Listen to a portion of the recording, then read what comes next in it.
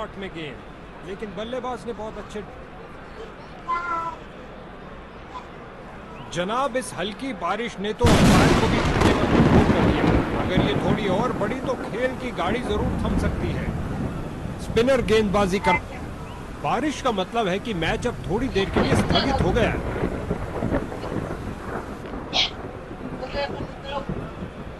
ये बारिश खेल को बिगाड़ सकती है, लेकिन आशा करते हैं कि बरसात के बाद भी पिच खेलने लायक मिलेगी।